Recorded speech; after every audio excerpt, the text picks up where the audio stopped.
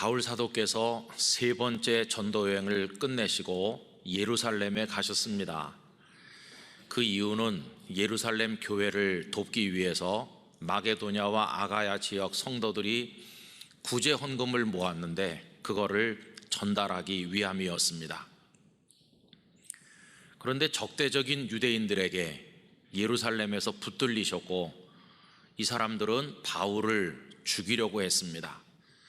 그 소식을 들은 천부장 루시아가 군인들을 데리고 가서 바울을 빼내서 병영 안으로 데리고 들어가게 되었는데, 분노한 유대인들이 쫓아오면서 계속 바울을 죽이라고 소리를 지르는 아주 험악한 상황이 벌어졌습니다.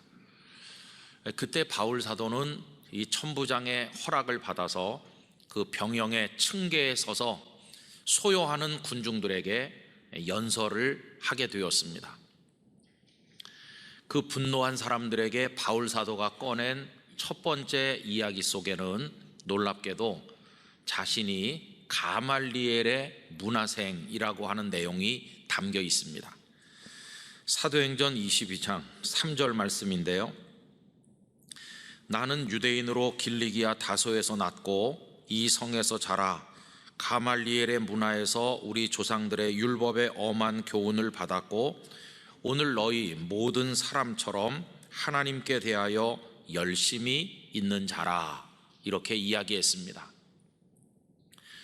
그 어수선하고 살벌한 분위기인데 가말리엘의 문화생이라는 걸 밝히는 것이 무슨 의미가 있겠습니까? 근데 바울 사도는 그 말이 가지는 영향력을 알고 있었습니다. 아니나 다를까 내가 가말리엘의 문화에서 공부했다고 하는 말을 했더니 그 유대인들이 다 조용해지고 바울에게 귀를 기울이게 되었습니다. 여러분, 그만큼 가말리엘의 문화생이라고 하는 신분이 가지는 힘이 대단했다는 것을 알게 됩니다. 당시 유대교 안에 율법을 연구하고 가르치는 학파들 중에서 쌍벽을 이루는 두 학파가 있었는데, 하나는 샴마이 학파였고 다른 하나는 힐렐 학파입니다. 그런데 이 가말리엘은 힐렐 학파에 속해 있는 사람이었는데, 힐렐의 손자라는 설도 있고 힐렐의 아들이었다는 말도 있습니다. 어쨌든 이 가말리엘은 당대 최고의 명성을 가진 율법 학자였습니다. 그런데 그 대단한 명성을 가진 학자의 문화생이라고 이 바울이 자신의 신분을 밝히니까 유대인들이 조용해지게 된 것입니다. 여러분, 당시에 가말리엘의 제자라고 하는 이 말은 유대 사회에서 성공과 출세를 보장하는 대단한 표현이었습니다. 그런데 여러분, 정말 놀랄 일이 있습니다. 그 뭐냐 하면 가말리엘의 문화생이라고 하는 유대 사회에서의 출세와 성공을 보장하는 이 신분을 바울 사도는 헌신짝처럼 버렸다는 것입니다. 유대 사회에서 인정받고 제사장들에게 사랑받고 출세가 보장되어 있는데 그는 가말리엘의 문화생이라고 하는 신분을 심지어는 배설물처럼 여기고 버리게 된 것입니다. 아니, 어떻게 그럴 수가 있었을까요? 그것은 가말리엘의 문화생이라고 하는 것보다 훨씬 더 존귀한 신분이 있다는 것을 그가 알았기 때문이고 그 신분을 얻었기 때문이었습니다. 가말리엘의 문화생이라는 것보다 더 존귀한 신분은 무엇이었을까요? 그것은 예수 그리스도의 제자라는 신분이었어요. 예수 그리스도의 제자가 되고 보니까 가말리엘의 문화생이라고 하는 건 아무것도 아니었어요.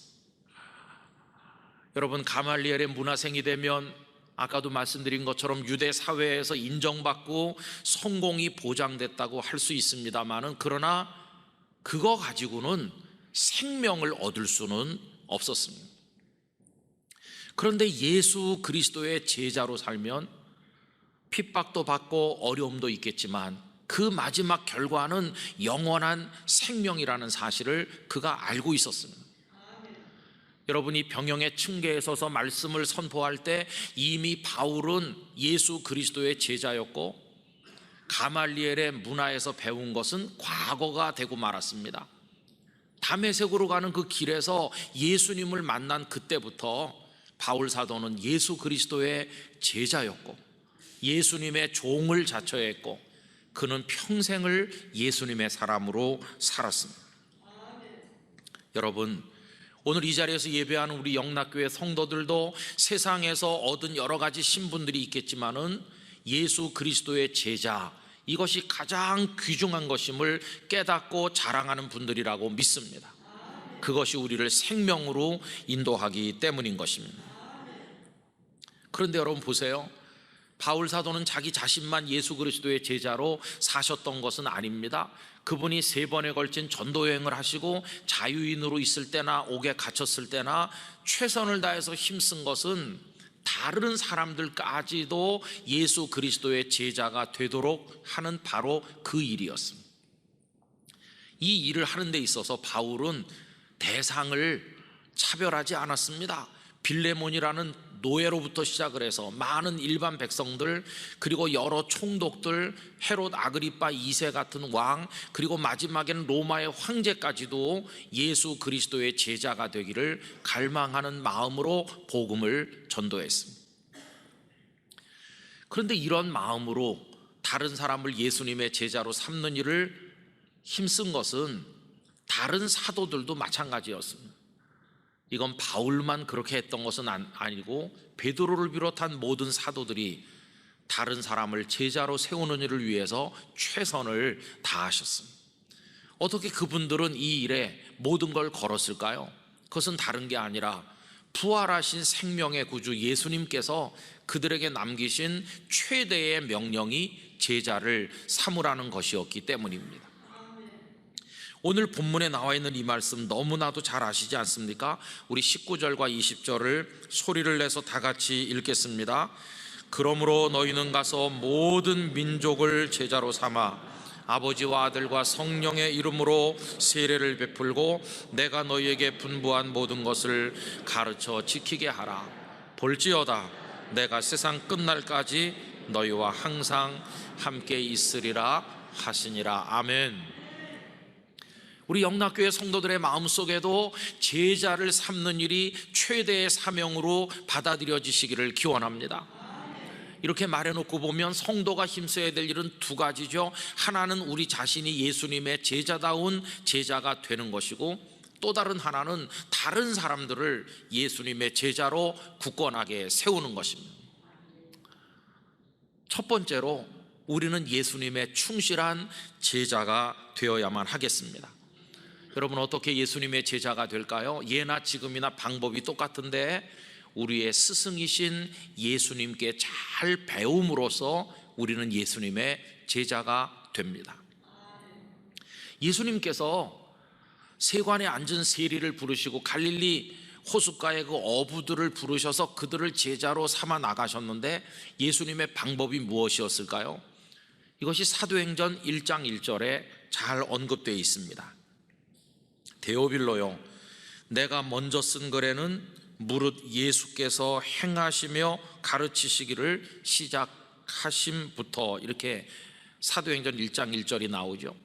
그런데 거기 우리가 주목할 것은 예수님께서 행하시며 가르치셨다 하는 대목입니다. 여러분, 행하는 것과 가르치는 것 중에 무엇이 먼저 언급되었습니까? 행하는 게 먼저 언급됐습니다. 우리 예수님께서 다른 랍비들과 차별화되신 것은 다른 사람들은 입으로 가르치기만 했지만 예수님께서는 가르치시기 전에 먼저 행하시고 그리고 나서 가르치심으로써 당신의 사람들을 제자로 세우셨다는 것입니다. 이 점에 있어서 다른 사람들하고 완전히 다르셨어요. 여러분, 예수님께서 바리새인들의 누룩을 주의하라고 말씀하셨는데 이유가 뭡니까? 바리새인들은 가르치기만 하고 행하지를 않기 때문이었죠. 그러나 주님은 행함으로 모범이 되셨고 가르치심으로 진리를 밝히셨습니다. 그래서 여러분, 예수님의 제자가 되려면 2가지 차원을 배워야 되는데, 첫째는 예수님의 행하심을 배워야 될 것입니다. 마태복음부터 요한복음까지 읽으시면서 예수님께서 어떻게 행하셨나 잘 배우시기를 바랍니다. 예수님께서 사람들을 사랑하신 얘기, 어려운 사람들 곁에 계시고 그들을 격려하시고 위로하시고 그들에게 모든 것을 나누시면서 그들을 세워주셨던 모든 사랑의 이야기, 그 우리가 배우는 것입니다. 예수님의 행함을 배우는 거죠. 그 다음에 두 번째로는 예수님의 가르치심을 잘 배우시기 바랍니다. 예수님의 가르치신 것은 다 진리입니다. 우리 예수님께서는 사람들의 분위기를 봐서 호불호를 따라서 가르침의 내용이 왔다 갔다 하는 분이 아니셨습니다.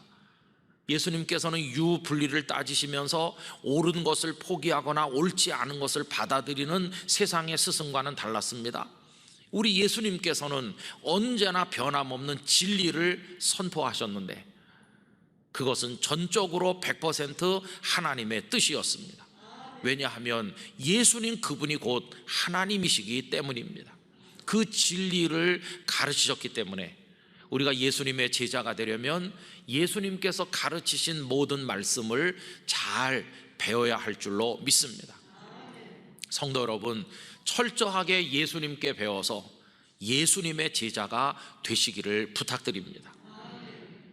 이 말을 뒤집어서 말하면 우리는 절대로 사람에게 배우려고 해서는 안 된다고 하는 의미이기도 합니다.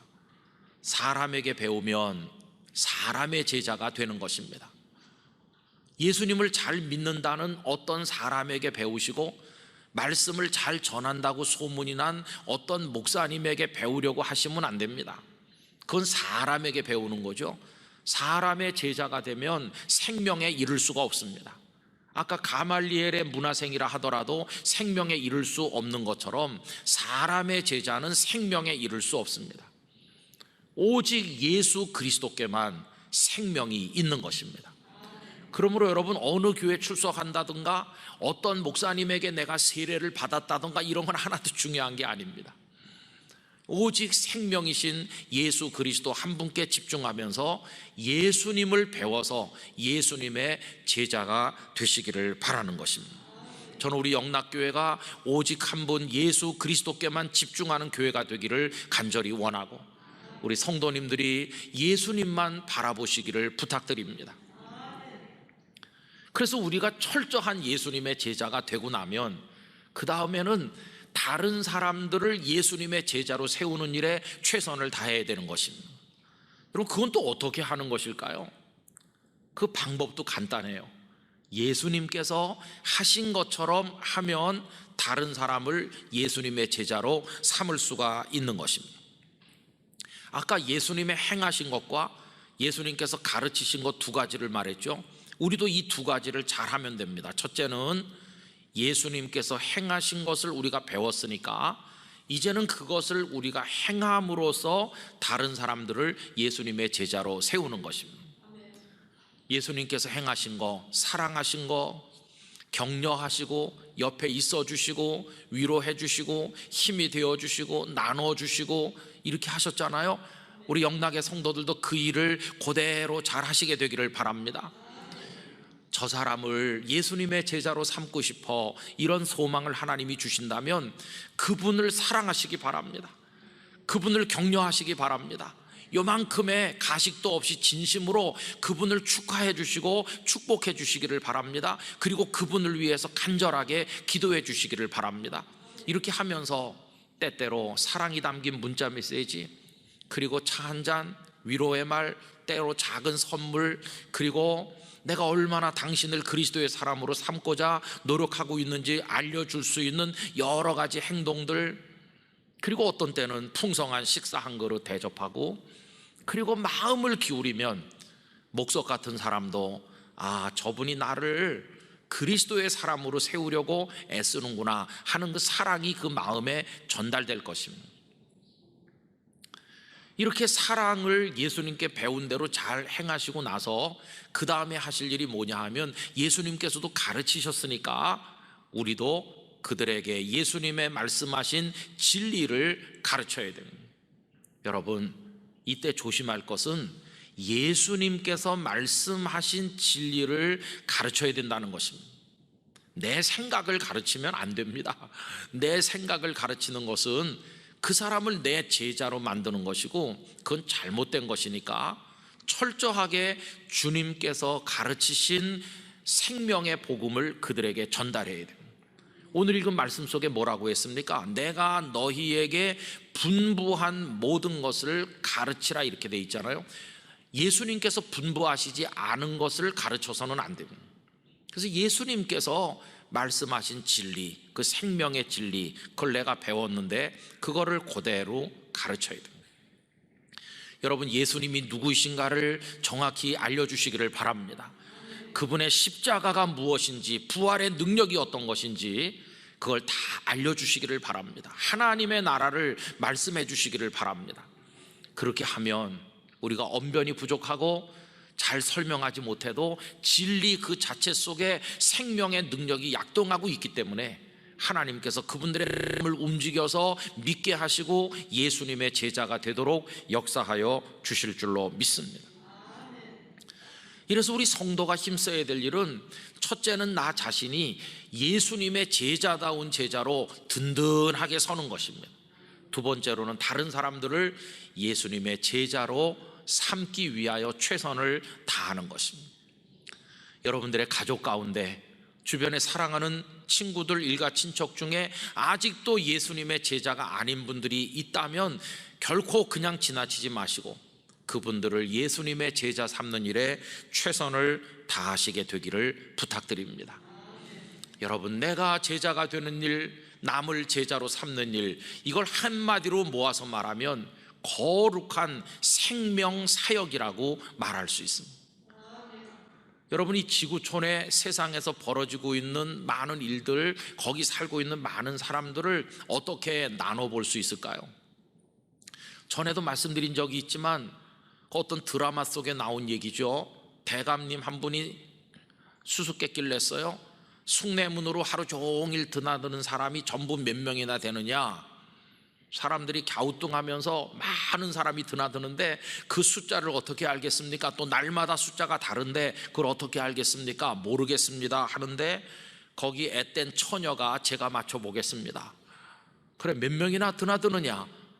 딱 2명입니다. 옳거니 맞았다. 나머지 사람들이 네가 뭘 알고 말하는 거냐? 2명이라니 핀잔을 주는데 그 처녀가 말하죠. 숭례문에는 아침 문 열고 저녁에 닫을 때까지 많은 사람이 드나들고 있습니다. 그러나 그 많은 사람들을 가만히 보면 내게 해로운 사람이 있는가 하면 내게 이익이 되는 사람이 있습니다. 결국 두 사람이라는 것은 그 많은 사람이 나에게 이로운 이가이거나 해로운 해가이거나 둘 중에 하나입니다. 이렇게 말하더라는 거예요. 그랬더니 그 대감께서 맞았다고 하더라는 거예요. 여러분 어떻게 생각하세요? 세상에 사람들이 많은데 그렇게 나한테 이로운 사람과 나한테 해로운 사람으로 둘로 쫙 나누잖아요. 근데 이게 얼마나 씁쓸해한 얘기인지 몰라요. 왜 그러냐 하면 내 주변에 있는 사람들을 전부 내 이익, 내 기준, 자기 중심적인 어떤 기준을 가지고 내게 해로운가, 내게 이로운가 이렇게 나누는 겁니다. 내게 해로우면 나쁜 사람 되는 거고 내게 이득이 되는 사람 같으면 무조건 좋은 사람이라고 해요. 그 속에서 얼마나 편이 나눠지고 갈등하고 다투고 싸우면서 이 세상이 요지경입니까? 여러분, 이거야말로 이기적인 판단이죠. 자기 욕망에 따라서 득되는 사람, 손해되는 사람 이렇게 나누면 되겠습니까? 만약에 나 자신이 왜곡되고 잘못됐다면 오히려 내가 가는 길을 가로막는 나한테 해가 되는 것처럼 하는 사람이 올바른 사람 아니겠어요? 그러니까 이런 기준을 가지고 사는 건 그리스도인답지 못하다는 걸 알 수 있어요.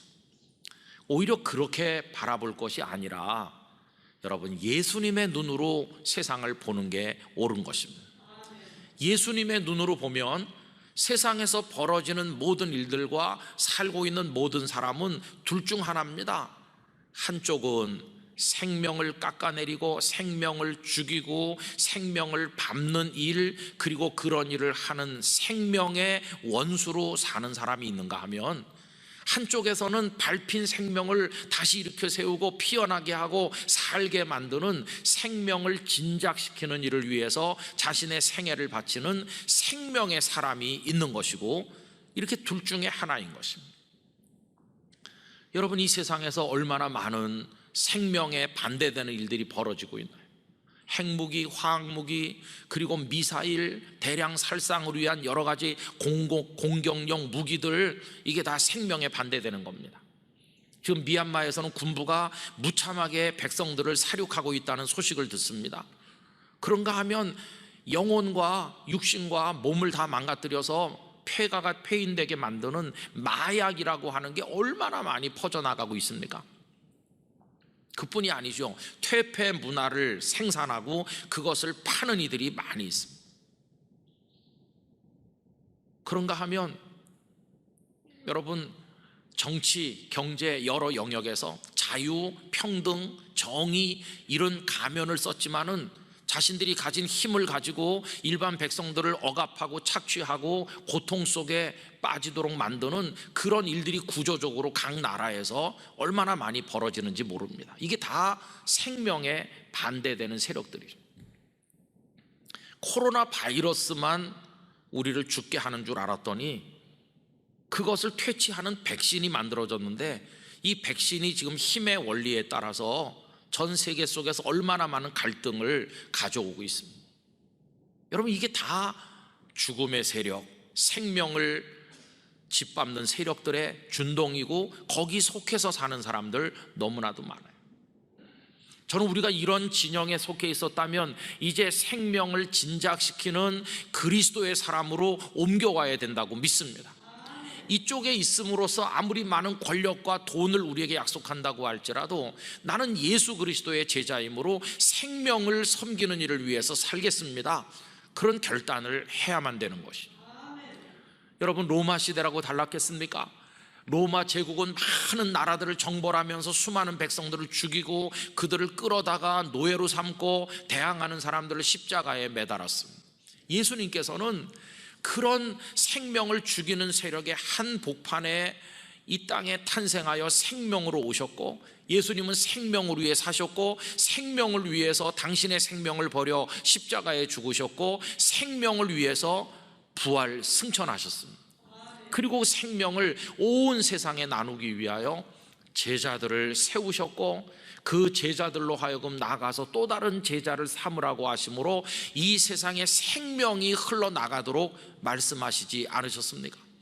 그리고 거룩한 그 생명의 역사 속에 우리 영락교회 성도들이 초청을 받으신 것이고, 우리가 생명을 얻은 것이고, 그 생명이 흘러가도록 하는 거룩한 사명을 우리 모두가 받은 것입니다. 여러분, 이 얼마나 놀라운 일입니까? 제가 예언의 능력이 있다는 건 이미 아실 겁니다. 100년 지나면 오늘 여기 계신 분 한 분도 여기 없을 겁니다. 그게 맞는지 알고 싶으면 잘 버티셔서 100년 후까지 계셔보세요. 우리가 원하고 또 노력하고 또 애써도 몇십 년 지나면 우리는 더 이상 있지 않아요. 우리의 남은 시간 얼마 될까요? 우리 다 잘 살고 싶어 해요. 그런데 잘 살았는지 여부는 뭘로 결정되는 것일까요? 많은 사람들이 소유에 많고 적음, 지식에 많고 적음, 권력과 신분 이런 걸로 인생의 성패를 가늠하려고 하지만 그것은 주님이 생각하시는 잘 사는 인생과는 무관한 것입니다.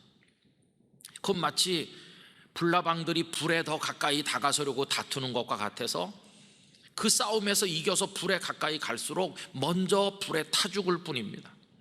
주님께서 말씀하시는 잘 사는 것은 주님의 생명이 우리 안에 충만하여 그 생명을 누리고 살 뿐만 아니라 그 생명을 많은 사람들에게 흘러가도록 하는 일을 위해서 우리를 바치고 헌신할 때 그 삶이 잘 살았다고 칭찬받는 삶이 될 것입니다. 저는 우리 영락교회 성도들이 그런 기준으로 잘 사는 분들 되시기를 간절히 기원합니다. 그리스도인이 된다는 것이 무엇인가?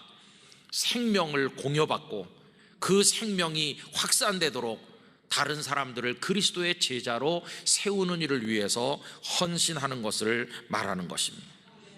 그런 의미에서 영락교회가 생명을 나누는 교회가 되기를 소망합니다. 영락교회 성도들이 생명의 삶을 살아가시게 되기를 간절히 부탁을 드립니다.